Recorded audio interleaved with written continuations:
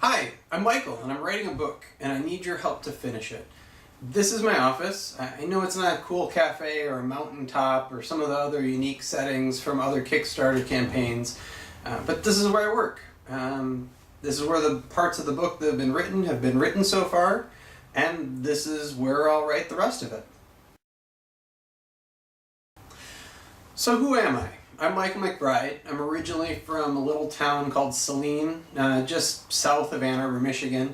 My wife and I have done the tour of the Midwest, living in, obviously Michigan, Ohio, Missouri, Minnesota, Illinois, and then back to Minnesota, which is where we live now. And primarily I'm an educator. I teach English, literature, humanities, and I find myself in this unique position where for the first time in 10 years, I don't have any students to teach for the next academic cycle. So I want to take this opportunity to do something else that I love, and that's writing. I'm always writing, short fiction, screenplays, etc., but for the last 10 years, much of the writing I've done has been academic. My thesis, my dissertation, articles, essays, anthology of essays, and now I want to turn my attention and efforts to writing the novel that's been on my mind.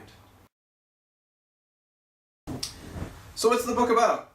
There are two clerks at the very heart of the novel, and they are betting for and against a young girl's future. We'll call the young girl a stock for now. The way this works is there's a thing in the book called the exchange, which is essentially our stock market with a twist. In addition to being able to buy commodities and shares in businesses, you can also buy shares in children. Children with known parentage are more akin to blue chip stocks, because you have a better sense of their genes and their potential, but orphans are more of a long shot with lots of potential for earnings, but also a lot of risk. One of the clerks is buying shares in favor of the stock, an unknown commodity, and the other clerk is shorting her. In the stock market and in the exchange, you can short things, which essentially means betting on them to fail. It's this rivalry between the two clerks and the impact on the stock's life that really drives the novel. But the stock also wants to find out about her parentage. There's a journalist who's investigating the whole thing. There are billionaires who invest in orphans to seem altruistic. But of course, there's a lot of money to be made on the backs of these unknown commodities as well. So where did the idea come from? My interest in orphans originally stems from a PBS series that aired in the mid-90s called The Orphan Trains. And I remember watching it and hearing how from 1850s to 1930s, somewhere between 200,000 and 500,000 orphans were sent via rail from city to city or city to farm, and just kind of shuffled around to make space in orphanages, to find them homes, to put them to work on farmlands. And this idea just captured my imagination. It also neatly encompasses the early American literature that was the focus of my doctoral dissertation. And I noticed in doing that work that orphans kept coming up again and again, and I just kind of took notes of it and kept files going. That idea really made me think about how we as a culture think about children. Traditionally, investments in children falls to the shoulders of the parents or extended family. And I kind of wondered, what would happen if other people could also directly invest in a child's future? What would a world look like where that actually happened? And then finally, after I had been working on the book for a little bit, I also came across Christine Baker Klein's book, Orphan Trains, which was published last year, and these things all kind of kept me going, essentially. Now that all said, my novel doesn't take place in the past. It actually takes place in just the near future. But it's a near future that is definitely informed by the past and our history. So what will the novel look like? It's going to cover about 36 years, 18 years before the stock, and then all the way up until her 18th birthday. The chapters are going to consist of vignettes, and they will touch on some of the more important milestones of a child's development. And as these chapters develop, you'll see the stock develop as well. The chapters will get longer to kind of mimic her growing up, but of course the book's not going to just be about her. Even though it's structured in relationship to her life, each chapter will also feature other characters like the journalist and the clerks and the billionaires and some other minor characters as well. And some of these chapters won't feature the stock at all. What's the money for? It's for an editor, it's for the publishing expenses to actually print copies of the paperback for contributors, it's for shipping, supplies, but more than anything, it's for my time. This book will be my full-time job for the next year.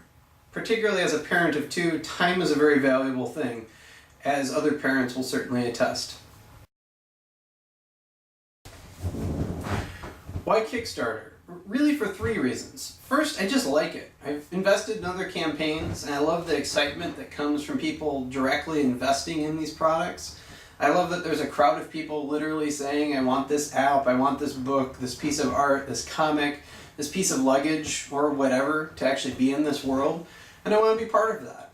Secondly, I like the immediacy of it. Traditional publishing takes time, and basically I have 10 months before I hope to have a full-time teaching job and be in front of a classroom again.